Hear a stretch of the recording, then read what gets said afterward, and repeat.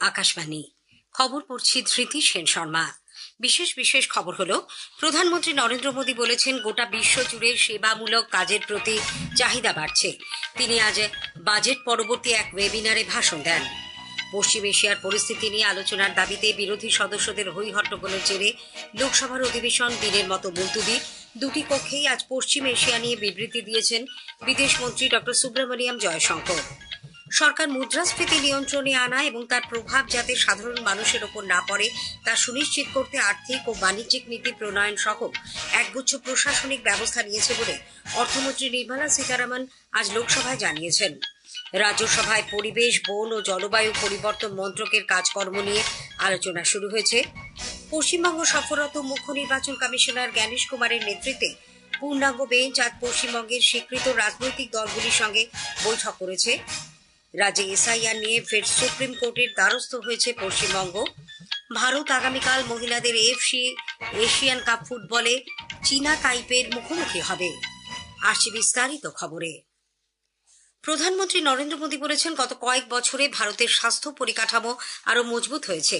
সবকা সাথ সবকা বিকাশ, সাধারণ মানুষের আশা আকাঙ্ক্ষা পূরণ শীর্ষক বাজেট পরবর্তী ওয়েবিনারে বক্তব্য রাখতে গিয়ে প্রধানমন্ত্রী বলেন, মানুষের আকাঙ্ক্ষা পূরণ কেবলমাত্র আলোচনার বিষয়বস্তু নয়, তা বাজেটের মূল ভিত্তি ও সরকারের দায়বদ্ধতাকে সূচিত করে। প্রতিষেধক ও সার্বিক স্বাস্থ্যের দিকে নজর রেখে সরকার কাজ করে চলেছে বলে উল্লেখ করে প্রধানমন্ত্রী বলেন, দেশের অনেক জেলায় বহু নতুন মেডিকেল কলেজ তৈরি হচ্ছে। আয়ুষ্মান ভারত প্রকল্প, আরোগ্য মন্দির, স্বাস্থ্য পরিষেবা দেশের গ্রামগুলিতে ছড়িয়ে দেওয়া হচ্ছে। ভারতের যোগা ও আয়ুর্বেদ সারা বিশ্বে জনপ্রিয়তা লাভ করেছে।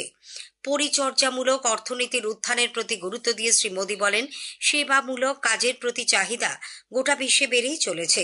এই ক্ষেত্রে দেশের যুব সম্প্রদায়ের কাছে নতুন দক্ষতা ভিত্তিক কাজের সুযোগ তৈরি হচ্ছে।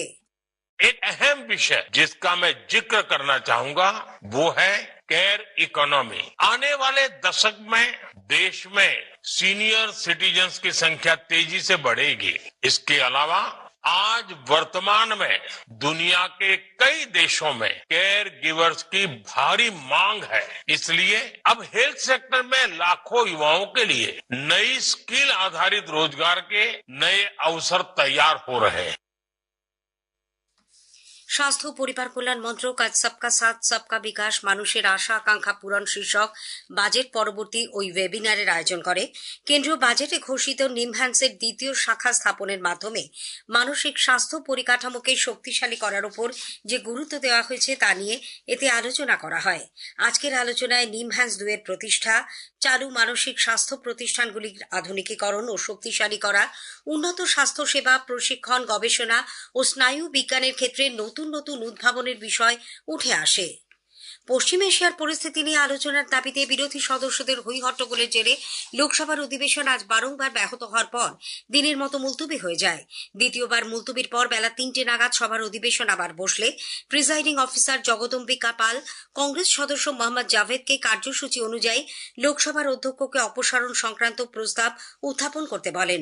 কিন্তু কংগ্রেস, তৃণমূল কংগ্রেস, ডিএমকে ও সমাজবাদী পার্টি সহ বিভিন্ন বিরোধী দলের সদস্যরা পশ্চিম এশিয়া পরিস্থিতি নিয়ে আলোচনার দাবিতে অধ্যক্ষের আসনের সামনে ভিড় জমান। প্রিজাইডিং অফিসার তাদের অবহিত করেন, সভার শূন্যকালে বিদেশ মন্ত্রী ডক্টর সুব্রমণিয়াম জয়শঙ্কর পশ্চিম এশিয়া পরিস্থিতি নিয়ে বিবৃতি দিয়েছেন, কাজে এই নিয়ে আর আলোচনার অনুমতি দেওয়া যাবে না। তিনি বারবার বিক্ষোভরত সদস্যদের নিজেদের আসনে ফিরে গিয়ে সভার কাজকর্ম সুষ্ঠুভাবে চালাতে দেওয়ার আর্জি জানান। তাদের এই আচরণের নিন্দা করে শ্রী পাল বলেন, এর জন্য সরকারি অর্থের অপচয় হচ্ছে। কিন্তু প্রিজাইডিং অফিসারের অনুরোধে কর্ণপাত না করে বিরোধী সদস্যরা হই হট্টগোল চালিয়ে যেতে থাকেন। ফলে সভার অধিবেশন আগামীকাল বেলা 11টা পর্যন্ত মুলতবি করে দেওয়া হয়েছে। উল্লেখ্য, লোকসভার বাজেট অধিবেশনের দ্বিতীয় পর্বে আজই সূচনা হয়েছে। শিলংয়ের সাংসদ voice of the people party doctor Ricky Andrew J Syngkon এর মৃত্যুতে শোক ব্যক্ত করা হয় সভার শুরুতেই। 4 প্রাক্তন সদস্য কুমারী সুশীলা তিরিতিয়া, দেবীবক সিং, পূর্ণমাসী রাম এবং কেপি উন্নিকৃষ্ণনের স্মৃতিতেও শ্রদ্ধা নিবেদন করা হয়। কেন্দ্রীয় মন্ত্রী পীযূষ গোয়েল আজ কংগ্রেসের সমালোচনা করে বলেছেন তারা লোকসভায় নির্ধারিত বিতর্ক এড়ানোর চেষ্টা করছে।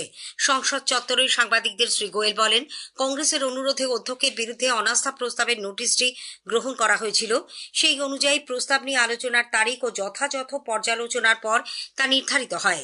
যখন প্রস্তাব ইতিমধ্যে গৃহীত হয়েছে সেই সময় কংগ্রেস আরেকটি প্রস্তাব নিয়ে আসে। তিনি অভিযোগ করেন কংগ্রেস সংসদীয় প্রক্রিয়া বোঝে না এবং সাংবিধানিক প্রক্রিয়ার প্রতি সম্মান প্রদর্শন করে না। कांग्रेस के आग्रह पर नोटिस एडमिट किया गया स्पीकर के खिलाफ नो कॉन्फिडेंस मोशन। वैसे तो उन्होंने ठीक से बनाया भी नहीं था, उसको दुरुस्त करके एडमिट किया गया। आज की तारीख तय की गई थी चर्चा करके। एक मोशन जब एडमिटेड है और उनके साथ के तय हुआ था कि आज उस पर डिबेट होगी, उसी समय वो दूसरा मोशन लाते हैं। इनको ना तो कोई पार्लियामेंट्री प्रोसीजर समझ है, ना ये कॉन्स्टिट्यूशन की इज्जत करते हैं। एक प्रकार से भाग रहे हैं आज की चर्चा से। ये स्पष्ट होता है कि Congress is a directionless, completely failed opposition party. পশ্চিম এশিয়ার সংঘর্ষ বিরতির লক্ষ্যে আলোচনা ও কূটনীতির পথ অনুসরণের ওপর জোর দিয়েছেন বিদেশমন্ত্রী ডক্টর এস জয়শঙ্কর। পশ্চিম এশিয়া পরিস্থিতি নিয়ে আজ লোকসভায় তিনি বলেন, ভারত সরকার গত মাসের 20 তারিখে এই সংক্রান্ত বিবৃতি দিয়ে সব পক্ষকে আলোচনায় বসার আহ্বান জানায়। প্রধানমন্ত্রী নরেন্দ্র মোদী ক্রমাগত পরিস্থিতির ওপর নজর রাখছেন। ওই অঞ্চলের সংঘাত ক্রমশ তীব্র হচ্ছে, যার প্রভাব অন্য দেশগুলির ওপর পড়েছে বলেও উদ্বেগ প্রকাশ করেন Shri Jaishankar. On 20th February, expressing its deep concern and urging all sides to exercise restraint, avoid escalation, and prioritize the safety of civilians. We believe, and we continue to believe, that dialogue and diplomacy should be pursued to de-escalate tensions and address underlying issues. It is also imperative that the sovereignty and territorial integrity of all states in the region be respected. এর আগে রাজ্যসভাতেও এই নিয়ে বিবৃতি দেন doctor Subramaniam Jaishankar.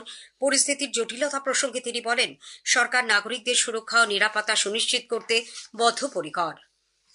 তেহরানের ভারতীয় দূতাবাস ভারতীয় নাগরিকদের ইরানের কোনো স্থল সীমান্তে বা সে দেশের বাইরে না যাওয়ার পরামর্শ দিয়েছে। এক নির্দেশিকায় দূতাবাসের পক্ষ থেকে স্পষ্ট জানানো হয়েছে, তাদের অনুমতি বা গাইডেন্স ছাড়া স্থলবন্দরের দিকে কেউ যাওয়ার চেষ্টা করলে তা গ্রাহ্য হবে না। ভারতীয় নাগরিকদের সাহায্যার্থে ভারতীয় দূতাবাস কয়েকটি জরুরি হেল্পলাইন চালু করেছে। এর নম্বর হল 989128109115, 989128109102 এবং 989128109109। পশ্চিম এশিয়ায় উদ্ভূত পরিস্থিতির প্রেক্ষিতে দিল্লি বিমানবন্দরে একটি নির্দেশিকা জারি করা হয়েছে। এতে বলা হয়েছে, পশ্চিমমুখী আন্তর্জাতিক উড়ানগুলি বিলম্বের সম্মুখীন হতে পারে, হঠাৎই পরিবর্তন হতে পারে সময়সূচি। ভ্রমণের বিষয়ে সর্বশেষ তথ্য পাওয়ার জন্য সংশ্লিষ্ট বিমান সংস্থার সঙ্গে যোগাযোগ রেখে চলতে বলা হয়েছে। রাশিয়ার রাষ্ট্রপতি ভ্লাদিমির পুতিন ইরানের নতুন নেতা নির্বাচিত হওয়ায় মোস্তাফা খামেনিকে অভিনন্দন জানিয়েছেন। হোয়াইট হাউসের পক্ষ থেকে অবশ্য খামেনি নির্বাচিত হওয়ার ব্যাপারে কোনো প্রতিক্রিয়া পাওয়া যায়নি। এ খবর আপনারা শুনছেন আকাশবাণী থেকে। রাজ্যসভায় পরিবেশ, বন ও জলবায়ু পরিবর্তন মন্ত্রকের কাজকর্ম নিয়ে আলোচনা শুরু হয়েছে। এর সূত্রপাত করে বিজেপির ঘনশ্যাম তিওয়ারি বলেন, প্রাচীনকাল থেকেই ভারতের সংস্কৃতি, প্রকৃতি ও পরিবেশের সঙ্গে যুক্ত। বনভূমির আয়তন বৃদ্ধি সহ পরিবেশ রক্ষায় সরকার যে সমস্ত পদক্ষেপ গ্রহণ করেছে তিনি তার প্রশংসা করেন। অন্যদের মধ্যে বিজেডির শুভেশিস খুন্তিয়া, আম আদমি পার্টির স্বাতী মালিওয়াল, মনোনীত সদস্য উজ্জ্বল নিগম তাদের উদ্বেগের কথা জল নিয়ে তুলে ধরেন। সরকার মুদ্রাস্ফীতি নিয়ন্ত্রণে আনা এবং তার প্রভাব যাতে সাধারণ মানুষের ওপর না পড়ে তা সুনিশ্চিত করতে আর্থিক ও বাণিজ্যিক নীতি প্রণয়ন সহ একগুচ্ছ প্রশাসনিক ব্যবস্থা নিয়েছে। অর্থমন্ত্রী নির্মলা সীতারামন আজ লোকসভায় এক লিখিত উত্তরে বলেন, আন্তর্জাতিক ক্ষেত্রে অপরিশোধিত তেলের মূল্য বৃদ্ধির প্রেক্ষিতে মুদ্রাস্ফীতির ওপর কি প্রভাব পড়বে তা অনেক কিছুর ওপরেই নির্ভরশীল। রাজ্যসভায় পশ্চিমবঙ্গ থেকে 5টি আসনে জয়ী প্রার্থীদের হাতে আজ জয়ের শংসাপত্র তুলে দেওয়া হয়। নির্বাচনের পর বিনা প্রতিদ্বন্দ্বিতায় জয়ী হন তৃণমূল কংগ্রেসের বাবুল সুপ্রিয়, কোয়েল মল্লিক, রাজীব কুমার, মেনকা গুরুস্বামী এবং বিজেপি প্রার্থী রাহুল সিনহা। মেনকা গুরুস্বামী উপস্থিত না থাকায় তাঁর হয়ে মন্ত্রিসভার সদস্য অরূপ বিশ্বাস শংসাপত্র গ্রহণ করেন। পশ্চিমবঙ্গে বিধানসভা নির্বাচন আইন মেনে সম্পূর্ণ নিরপেক্ষভাবে সম্পন্ন হবে বলে নির্বাচন কমিশন আশ্বাস দিয়েছে। পাশাপাশি এসআইআর প্রক্রিয়াও নিরপেক্ষভাবে পরিচালিত হচ্ছে বলে কমিশনের দাবি। রাজ্য সফররত মুখ্য নির্বাচন কমিশনার জ্ঞানেশ কুমার আজ বিভিন্ন রাজনৈতিক দলের সঙ্গে বৈঠকে একথা স্পষ্টভাবে জানিয়েছেন। এর আগে রাজারহাটের রাজনৈতিক দলগুলির সঙ্গে বৈঠক করেন মুখ্য নির্বাচন কমিশনার। সেখানে বিজেপির তরফে উপস্থিত ছিলেন জগন্নাথ সরকার, শিশির বাজোরিয়া, তাপস রায় প্রমুখ। কেন্দ্রীয় বাহিনীর উপস্থিতিতে ভয়মুক্ত পরিবেশে শান্তিপূর্ণভাবে ভোট করানো ছাড়াও একই সঙ্গে সংকটপ্রবণ ও অশান্তিপ্রবণ বুথ চিহ্নিতকরণ, প্রত্যেক বুথে ওয়েব ক্যামেরার বন্দোবস্ত, কোথাও খারাপ হলে ভোট বন্ধ অথবা পুনর্নির্বাচনের দাবি জানানো হয়। পশ্চিমবঙ্গে এসআইআর নিয়ে ফের সুপ্রিম কোর্টের দ্বারস্থ রাজ্য। প্রধান বিচারপতি সূর্যকান্ত ও বিচারপতি জয়মাল্য বাগচির বেঞ্চে রাজ্যের আইনজীবী মেনকা গুরুস্বামী জানান, আগের ভোটার তালিকায় নাম থাকা সত্ত্বেও যেসব ভোটারের নাম বাদ পড়েছে তাদের বক্তব্য শোনা হোক। আইএসএল ফুটবলে আজ লুধিয়ানার গুরু নানক স্টেডিয়ামে Punjab FC North East United এফসির মুখোমুখি হবে।